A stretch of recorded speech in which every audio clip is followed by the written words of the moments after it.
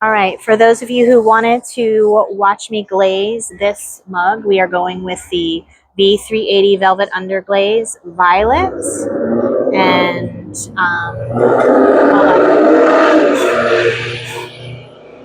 someone is driving by with a very loud engine.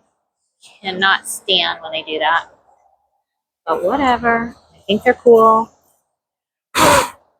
All right, so I'm just clearing out some of this. I have a sponge somewhere. I just don't know where I put it. Let me get it. Oh my gosh, seriously? Where is he going so fast in residential areas? So frustrating. All right, you become a parent and then going fast and making loud noises is not so cool anymore.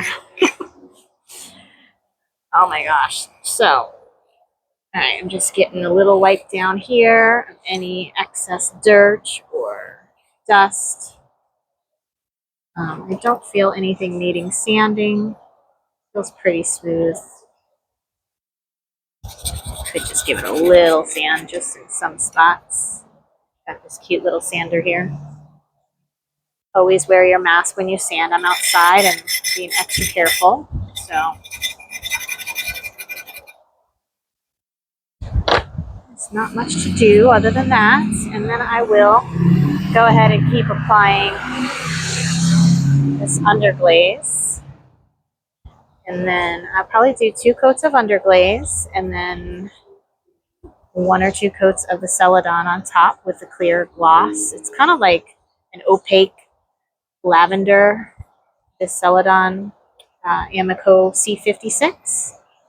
And that'll give me that clear food safety coat that I need so that I don't have to do clear separately over this underglaze. And it might actually give it a different effect because it's a color. So lavender on top of violet. Let's see how that turns out after it gets out of the kiln. This is a mystery project. I've never done this before. So trying out my new glazes, and I've used a lot of my velvet underglazes and I've done, clear on top, but this is going to be my first time doing the underglaze over on top. I'm sorry, doing the underglaze under the celedon, being that they are in the purple family. It's probably going to be a beautiful combo. So I'll probably speed this up for you.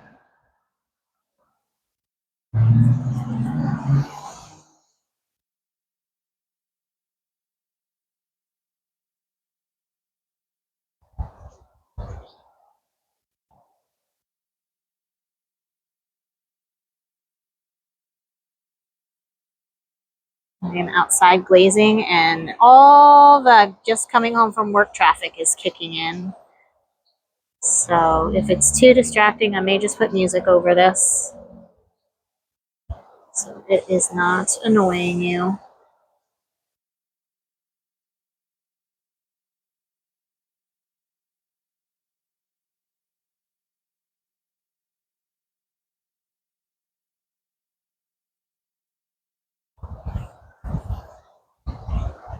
And this is a stoneware.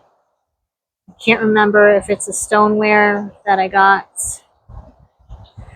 I think it's a 208 stoneware from, I want to say, the Clay King, but I don't think it's Clay King. Oh, it's the other one. I can't remember. If it comes to me, I will let you know. But it's either that, the stoneware, or a B mix. But this is looking more like the stoneware. It's got a more white look to it, but I can't remember. So do the inside. Sometimes what ends up happening is I'll end up having all my high fire clay get mixed together sometimes. So like blend the colors or just try different clays together for recycling purposes. And doesn't always work out, but this looks like it's just one. I don't think this is a blend.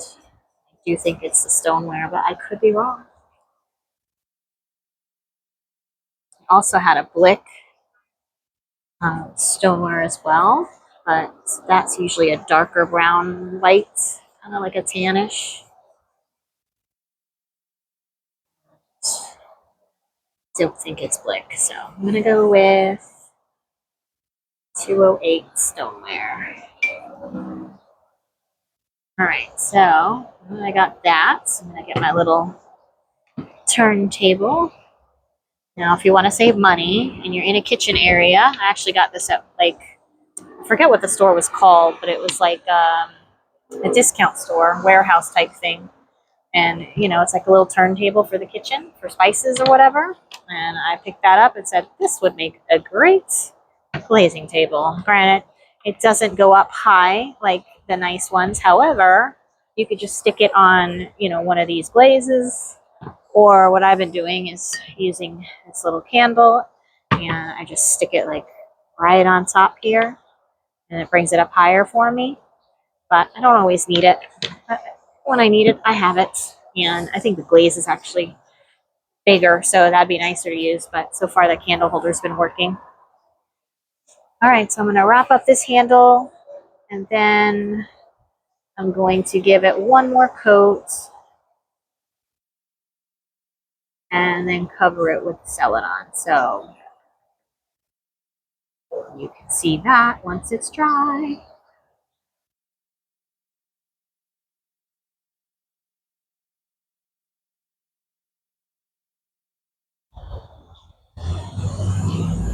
This was a twisted handle that I did, so it's a little bit more hard to get all the crevices in there.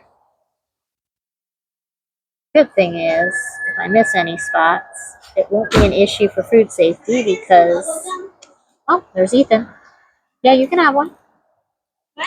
Because you won't be drinking out of the handle, but I will try my best to cover it so that it looks aesthetically pleasing and feels good on the hands.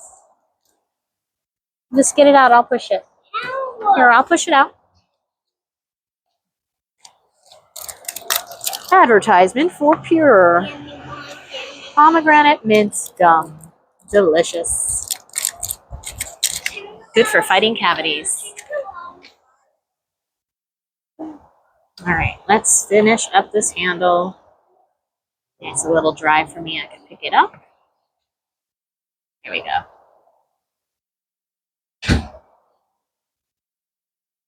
Nooks and cranny I don't want to miss. Yeah, rotate it in all different directions.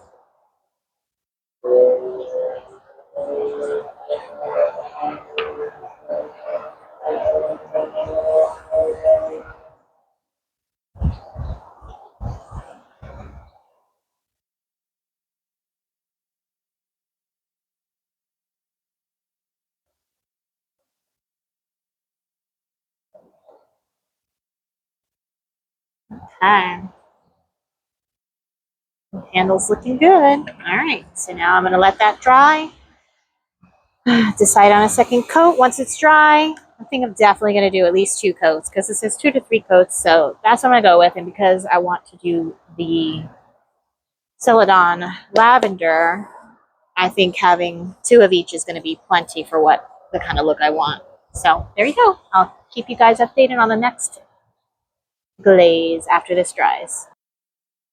All right, I'm back with video number 2, following up with an underglaze Velvet V380 Velvet Underglaze lead-free Amico. I did 2 coats on this baby, inside and out. Still a little damp, but it's nice and breezy out here, and I'm going to go ahead and give it a top coat of this pretty celedon Lavender C56. This will be 2 coats. All right, so while that piece is still drying, I am also working on this little heart mug. I've done some mixed red and white to get a pink for this particular mug of hearts. It's pretty much the same pink as this underglaze that I did. 2 coats on this one. Cute little cat mug. And I have a little bit left, so I'm just going to touch up this little heart. Saw a little piece that I could fix before I go further. Right up here. It's starting to get dark, so I'm going to have to wrap up and get inside. It's getting colder too. Like a little cold front here in Florida.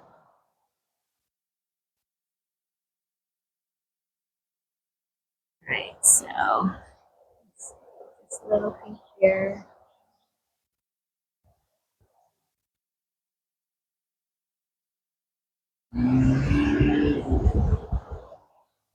My goodness, it's so windy. Not unbearable, but it's nice.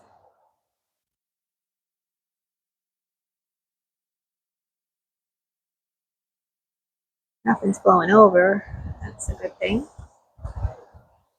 Ah!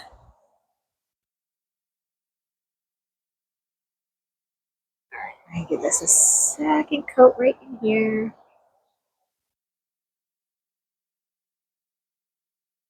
I think my goal, even though these are smaller mugs, these two pink ones, is to give these some luster. If I can get it done in time for the 17th event that I'm doing, I think I can do it. I have faith. Just never done luster before, and I don't want to rush it, so we'll just see how they turn out on the first fire. I should say, first glaze fire. These are bisque fired already. So I think that's looking good. I'm just not sure what I want to do with this yet. While that purple's drying, I have to think about this.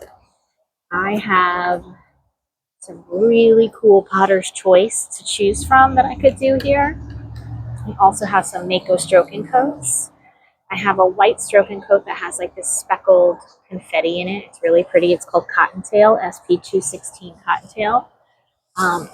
And it comes out white. However, it has these little speckles in it, which is really cool. And they're kind of like blue and orange. I'm not sure if there's another color in there, but that's what I remember. So I could either do that around the white, but because this is an underglaze, I have to coat the pink if I do that.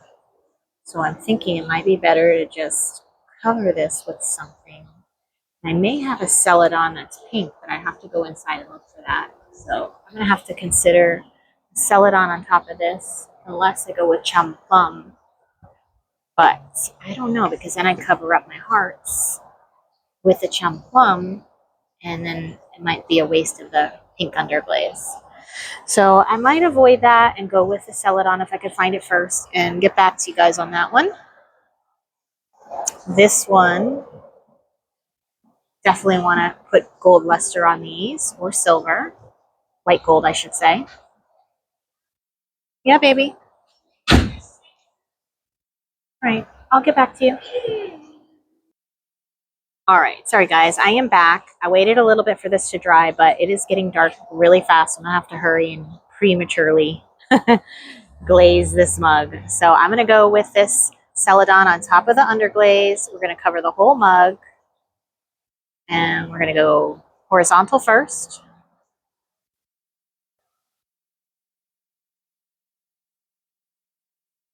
Get in here.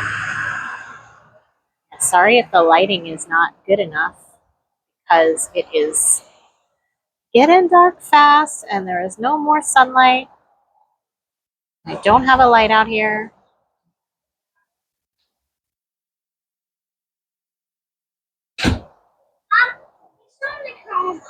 Okay, well, I'm almost done. Maybe I'll make you chicken strips. Sorry, guys. Maybe I'll make you some chicken strips. I'll take that. Chicken tenders.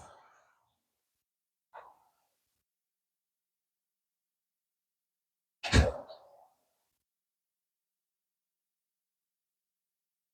right, so we got this.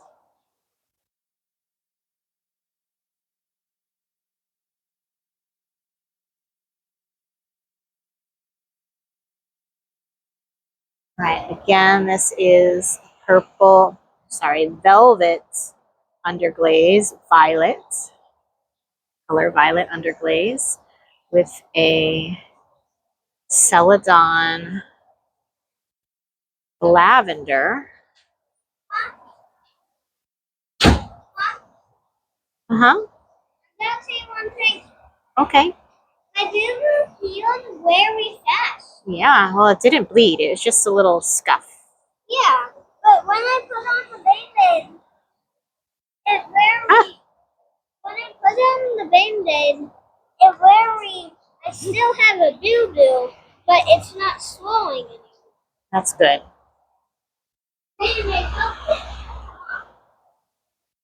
All right, this twisted handle is very challenging to get colored. Got to do it over the bucket. I put so much. A little thick there. Trying to fill in those nooks and crannies.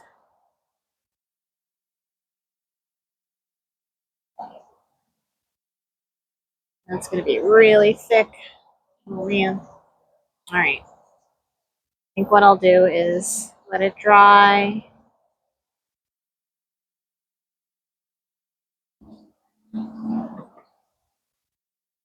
Do the inside. I have to stand up for this one.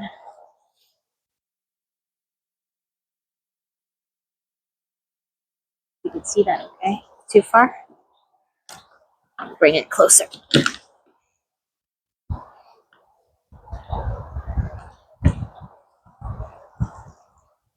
Let's see. It's a little better. Kind of can get it. Kind of hard to do because it's all wet on the outside.